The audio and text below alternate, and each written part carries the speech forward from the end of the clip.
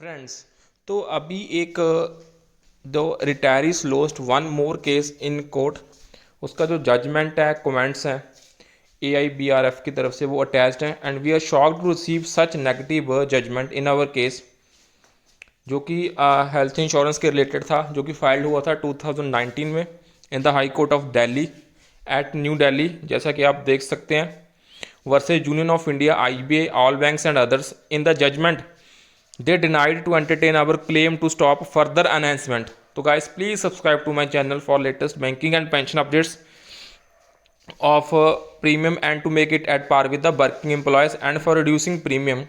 जो केस था वो प्रीमियम जो हमारा हर साल year on year it keep on increasing, उसको बढ़ने से रोकने के लिए केस था और उसको एट पार लेके आने की मांग थी with the working employees. However our counsels are studying the order and judgment to decide further course of action as and when advice are received we will proceed further. Now the position of pensioners are again fell in dismay, but rest assured that AIBRF will left no alternative but to fight। तो अभी हम वो देखेंगे actual में वो जो हमारा judgement आई है वो है क्या exactly. we gonna see that judgment here। you can see this is the order in the high court of delhi में केस था ये at new delhi। Jugal Kishore Shukla and ORS versus union of India and ORS। Petitioners आप देख सकते हैं, Bharat Bhushan, mister Bharat Bhushan, mister YP Sikri, mister Shekhar Malhotra and mister Rahul Khanna advocates. Respondents हमारे आप देख सकते हैं।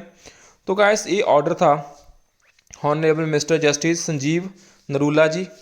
Order, petitioners who are retired employee of various banks are aggrieved by the rate of premium जो फिक्स करा for health insurance schemes which they say are higher, वो ज़्यादा हैं in comparison to what is being charged from serving officer employees as part of optional health insurance scheme जो offered करी गया by their respective banks।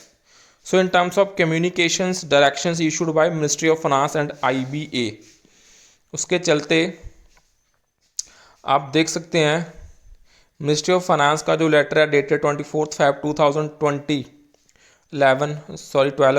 Directed IBA to inform concerned banks of its decision relating to inter alia revision of maximum ceiling for staff welfare fund allocated by each bank, cash payment to employees and group insurance policies for serving and retired employees.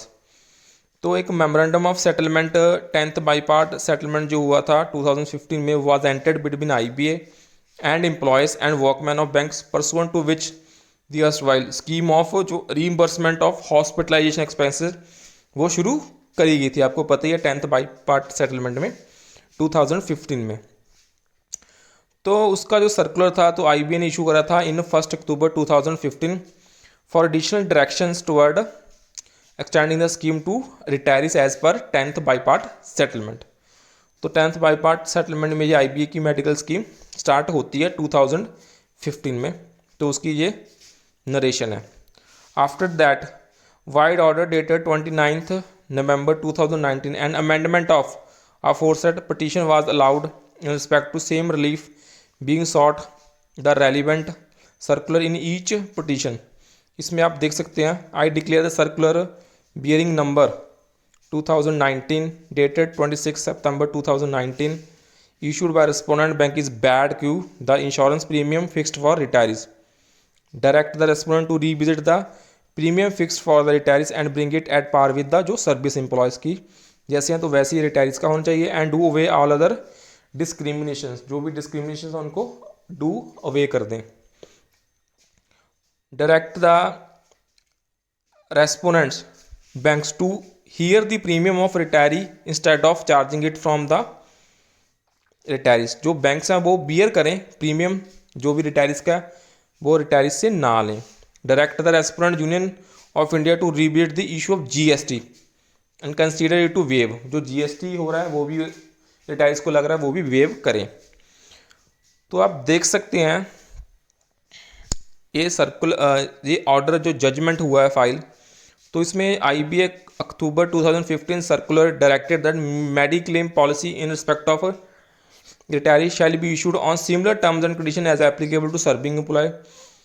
Jet for retirees only the spouse is covered, whereas the spouse, dependent children, parents, parent-in-law are covered for serving employees.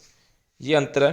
It follows that the parents हैं जो current serving employees of banks के who could be as old as the retiree employees are covered in the insurance scheme for employees by paying higher premium. उनको high premium देना पड़ता है, significantly lesser than that of the petitioners, and thus there is no reason for such benefit not to be extended to the retirees. तो ये benefit retirees को भी extend करना चाहिए.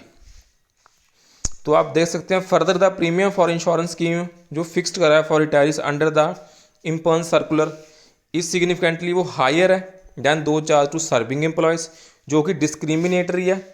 आपको पता ही है under article 14 of constitution of India and violative of the terms of जो हमारा 10th बाई पार्ट सेटलमेंट है दोस्तों. उसके बाद अगर आप देखें considering the insurance scheme is provided on annual basis and 3 years have not passed since the year जो क्वेश्चन में 1920 the relief sought in the petition has been rendered infra. ठीक है, तो it is pointed out that the reimbursement of hospitalisation expenses was to be in terms of insurance scheme जो 10th by part settlement में होनी थी, as per which in terms of eligibility the scheme would be applicable to जो officers हैं employers हैं on retirement superannuation या resignation.